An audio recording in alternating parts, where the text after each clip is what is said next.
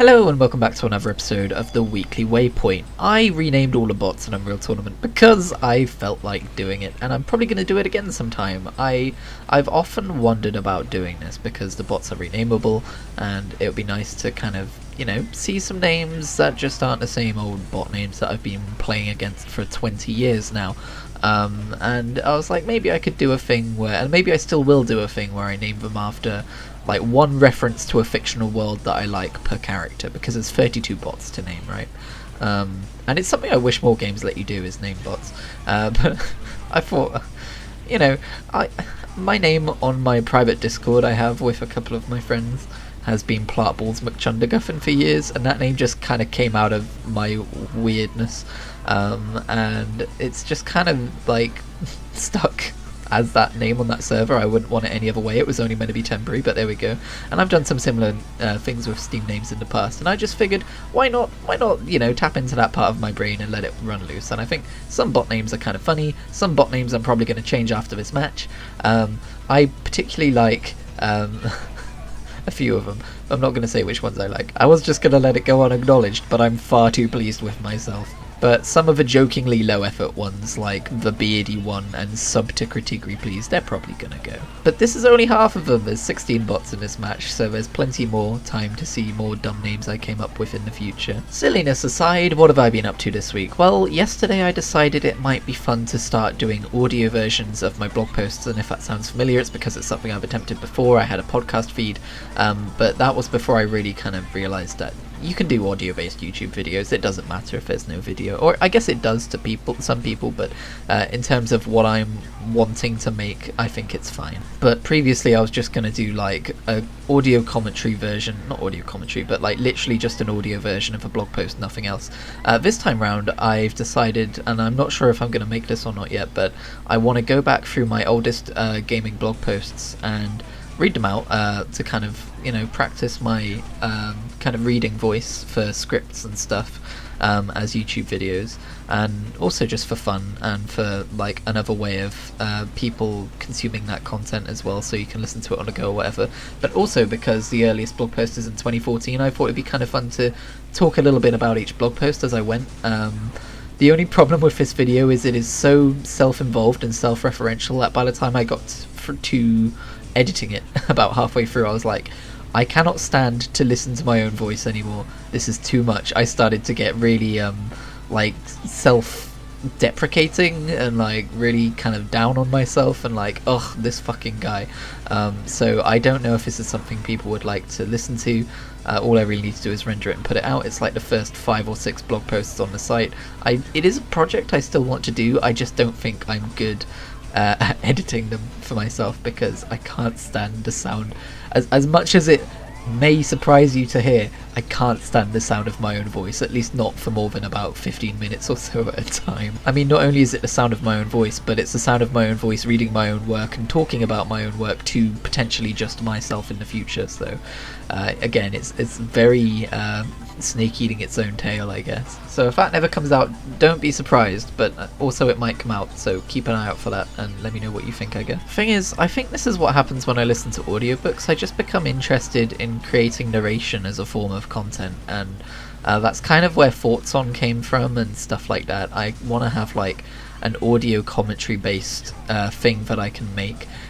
In a weird way, I would love to try and record an audiobook, but I can't just like read a book and put it on YouTube, because that's basically pirating the book, right? So I don't know, maybe I could do that with some not open source, but you know what I mean. I forget what it's called, but like stuff you can go and freely read. Maybe I can do that sometime. I know that's not a completely original idea. I know some people do that, but I might just try it myself for fun. The main problem I think I face is my microphone, but yeah, I would love to give it a try. It's been fucking years. I really should invest in a new microphone at some point, shouldn't I? I think I can justify the purchase of a decent one, because this thing is, I think it cost me like £9 and it's served me for like 5 years now, or I don't remember how long specifically, but something like that. And I know you can hear like a kind of in the background the entire time, because again, it's a £9 microphone.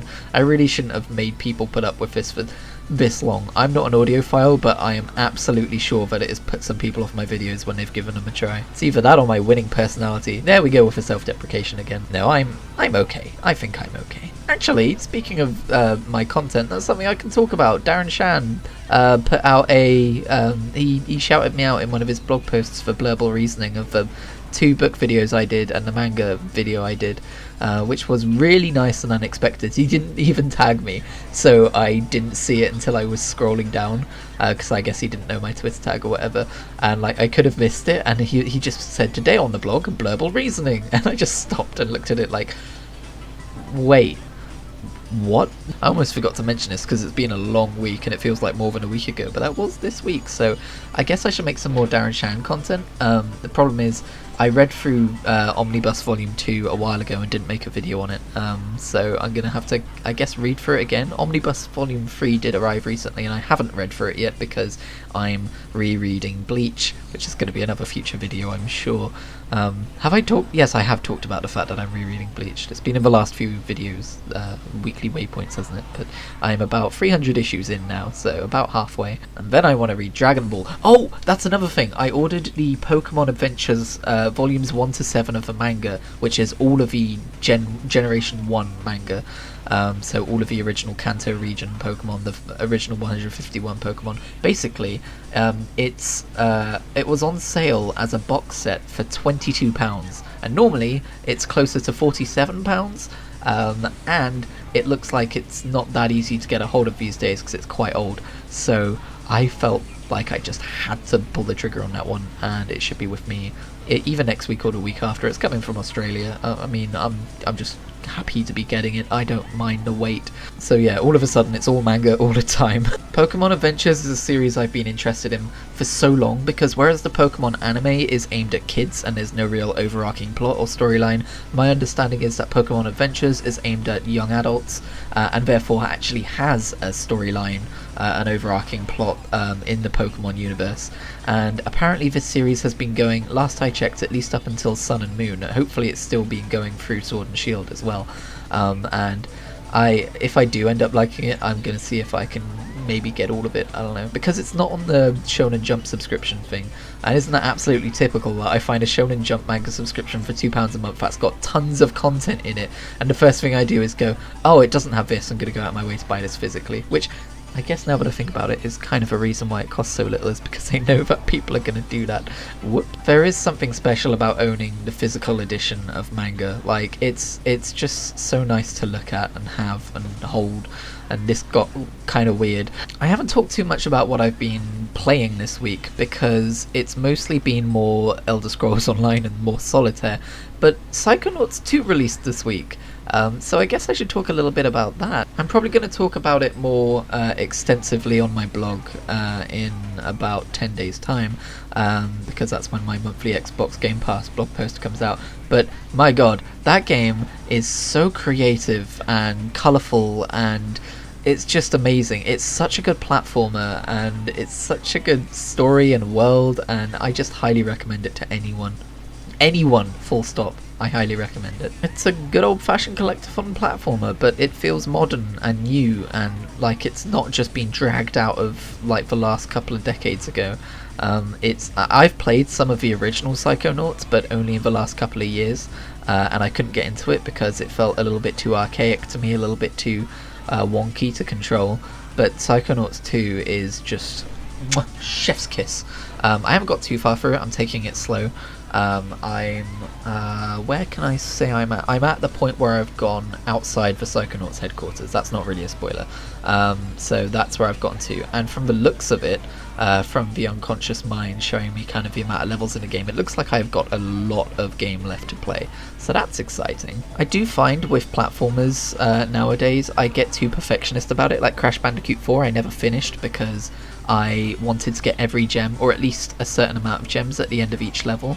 And because I knew that if I didn't get either I mean, this is a very Crash 4 specific problem now that I'm talking about it, but there was a gem for getting through the level without dying more than 3 times, I think, and there was a gem for getting through the level without missing any boxes, and it was really difficult to do both of them at once. But I knew that if I didn't do both of them at once on my first run, I would have to come back and run the level again. So I was trying to be efficient about playing it, but because of that I kept failing to do that, and I got frustrated and I stopped playing the game. And I've since realised what I need to do is go back and just play the game and not worry about getting any gems. If I want to do completion, I'll do all that stuff later. I'm happy to say Psychonauts 2 doesn't really have the same problem. Like, there have been a couple of times when I've left levels without having all the figments or something, and I'm like, oh, damn it, I didn't get them all. But for whatever reason, I guess because it's got a story that I'm interested in continuing, I'm not too cut up about it. I just know that I'll go back later. Probably also because I learned this lesson with Crash Bandicoot 4, which I really do need to go back and finish. It's kind of a sin in my... I mean, I've got a lot of unplayed games which I can count as sins, but I think Crash Bandicoot 4 is definitely up there. Because it's the kind of game that you ask for a sequel for years and years, like a proper old school Crash Bandicoot game, and you get it, and then you don't finish it. You hypocrite. Although from what I've heard, the Insane Trilogy sold way more than Crash Bandicoot 4 actually did, so I guess we're not getting any more retro style platformers that aren't just going to be remakes, which is kind of... I mean, I say that, but I guess Psychonauts 2 just came out, so...